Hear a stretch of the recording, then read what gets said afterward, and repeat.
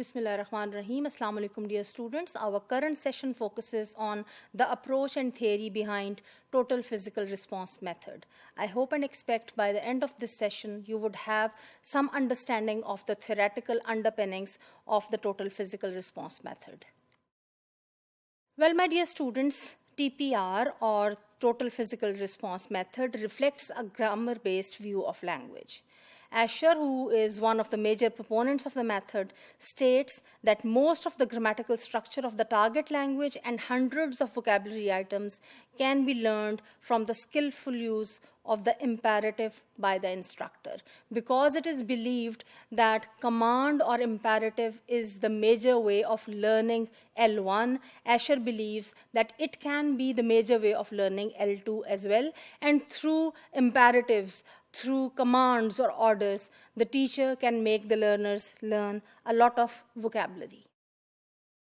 Verb, and particularly the verb in the imperative, is the central linguistic motif around which language use and learning are organized in this method. Asher sees a stimulus-response view as providing the learning theory underlying learning-teaching pedagogy. Total physical response can also be linked to the trace theory of memory in psychology, because total physical response, as its theoretical underpinnings, has various feeding streams. Different disciplines like psychology, linguistics, etc., they are contributing to it. So the trace theory of memory in psychology is one of the feeding streams. What is this trace theory?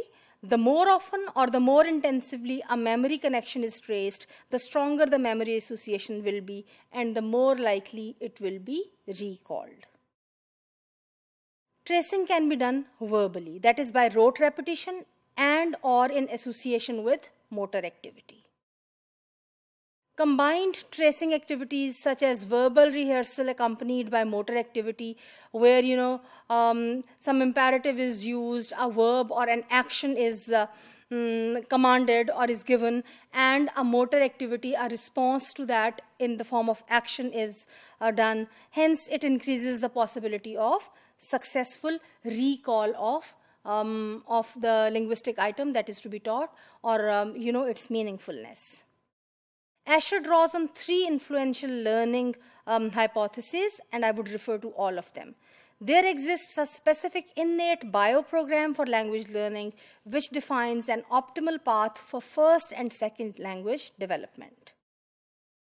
According to him, brain lateralization defines different learning functions in the left and right brain hemispheres. And stress, as an affective filter, intervenes between the act of learning and what is to be learned.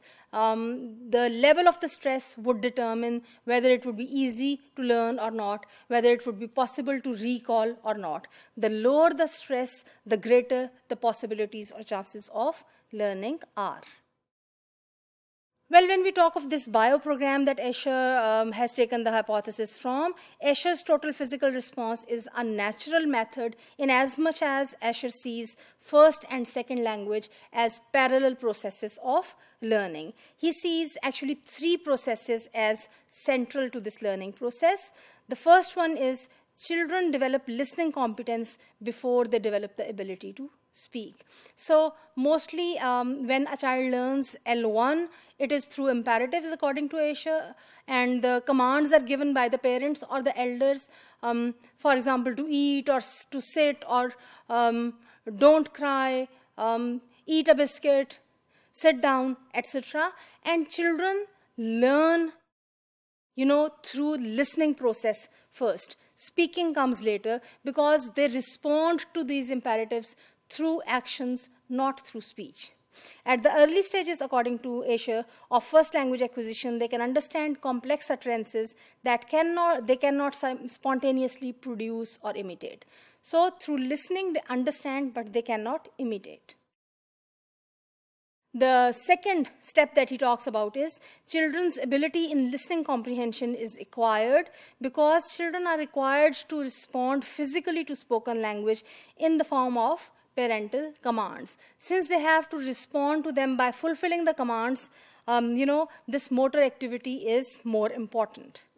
And thirdly, once a foundation in listening comprehension has been established, speech evolves naturally and effortlessly out of it. It does not take them much effort. It doesn't take much effort on the part of the children to then speak L1.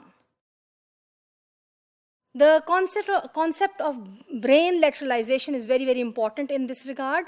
Right brain learning, according to Escher, is that in total physical response, it directs to right brain learning, whereas most second learning teaching methods, the other methods, they are directed to left brain. So this is one of the major differences. Drawing on the works of Piaget, Escher holds that the child language learner acquires language through motor movement, that is an activity of the right hemisphere. Right hemisphere activities must occur before the left hemisphere activities occur for the process of language production. So basically what Escher points out is that the natural process of L1 is to be followed in L2 as well. Similarly, the adults, according to him, should proceed to language mastery through right hemisphere motor activities, while the left hemisphere watches and learns through this process. When there is sufficient amount of right hemisphere learning that has taken place, the left hemisphere will be triggered to produce language and to initiate more abstract processes of language. An important aspect of the theory of total physical response is that it emphasizes the reduction of stress. An important condition for successful learning, successful language learning, I would say, is the absence of stress. First language acquisition takes place in a stress-free environment, whereas the adult language learning environment often causes considerable stress and anxiety. And according to Escher, if this stress is removed, learning becomes more pleasant and it becomes easier. So the key to stress-free learning is to tap into the natural bio-program, the naturally created program that human beings are tuned to for language development, and thus to recapture the relaxed and pleasurable experiences that accompany first language learning. By focusing on meaning interrupted through movement, through actions, rather than through the language form, or rather than through studying the abstractions, the learner is said to be liberated from self-conscious and stressful situations, and thus is able to devote more energy and is able to be more motivated to learn language, and learning becomes a happy process for the learner, according to Escher.